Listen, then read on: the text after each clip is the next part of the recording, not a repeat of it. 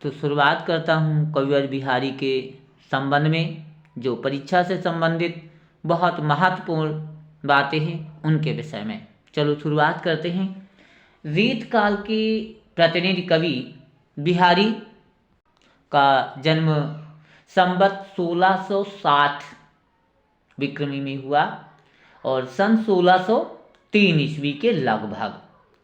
आपको पता होगा 1660 जो मैं आपको बता रहा हूँ, यानी कि संवत में यदि 57 घटा दीजिएगा तो सन निकल आता है, ये आपको पता होना चाहिए पहले से।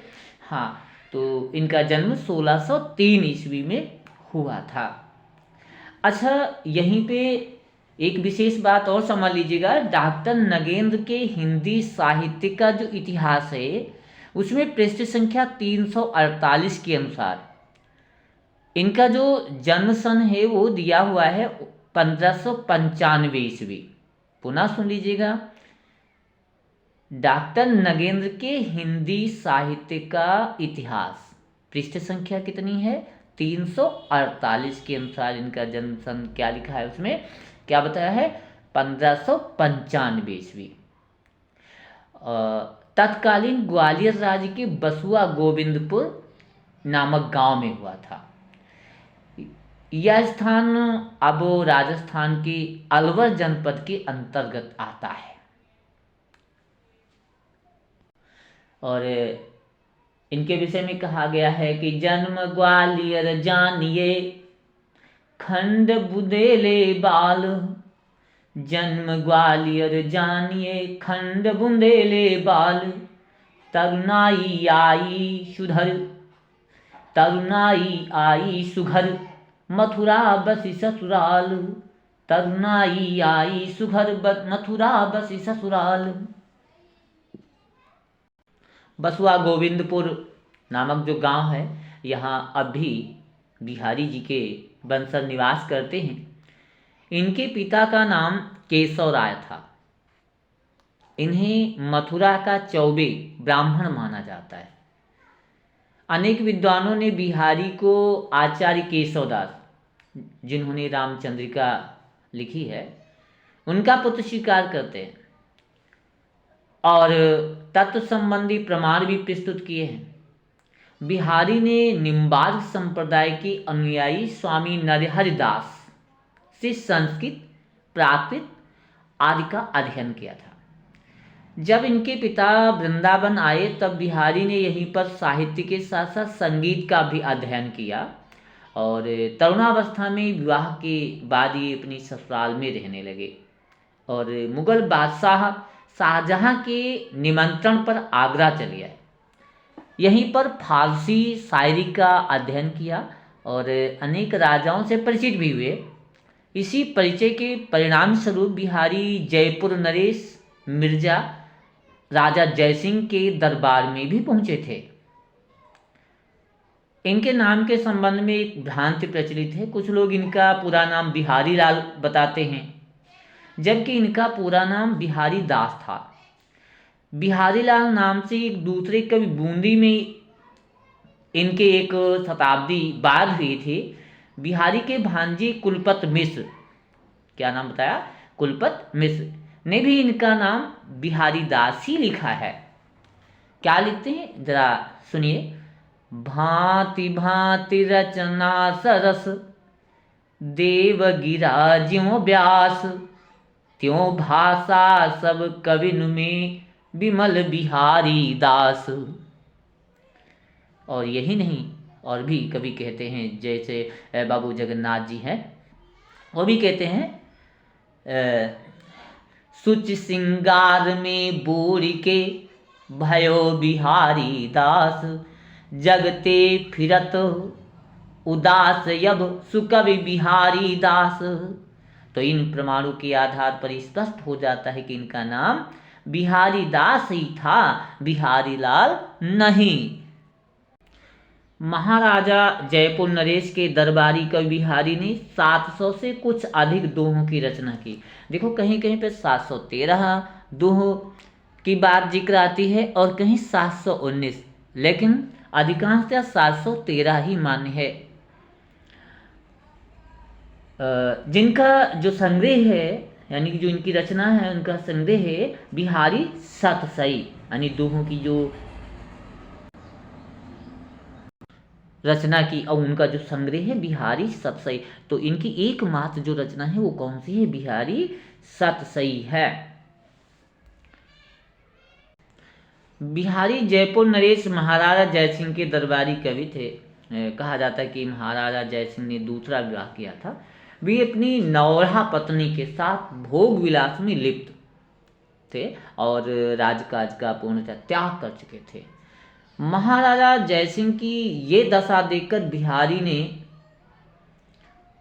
एक दोहा लिखकर इनके पास भेजा।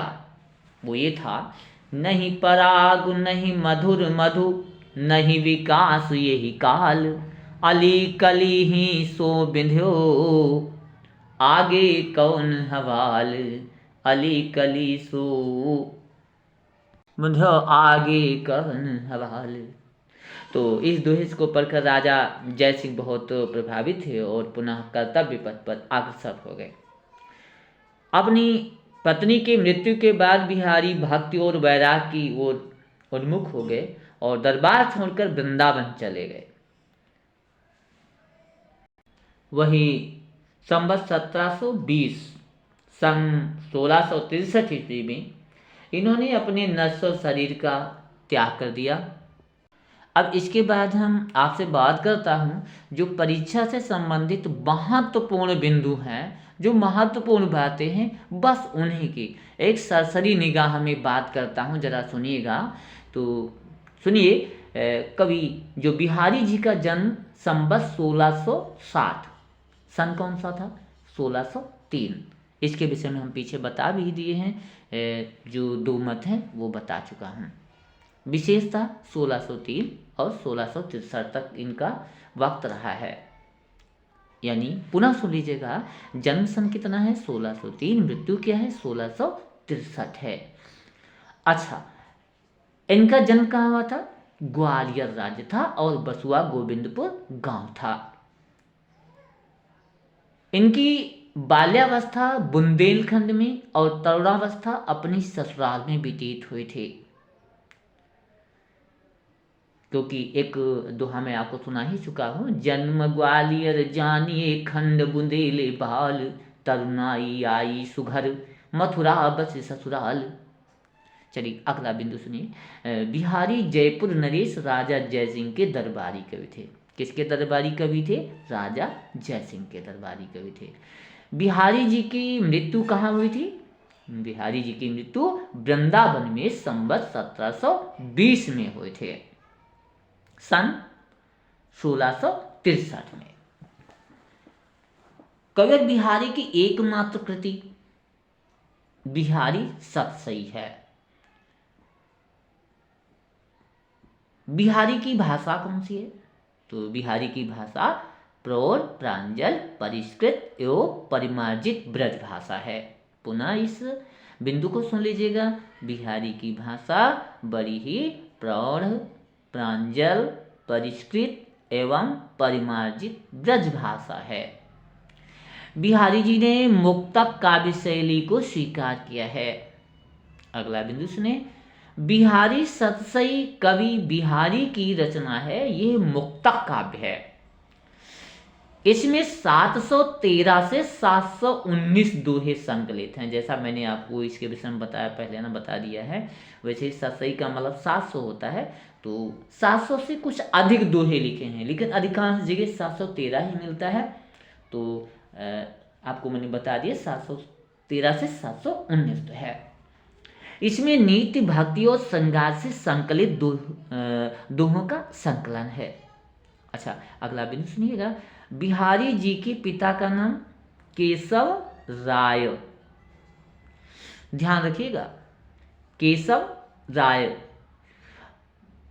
अगला,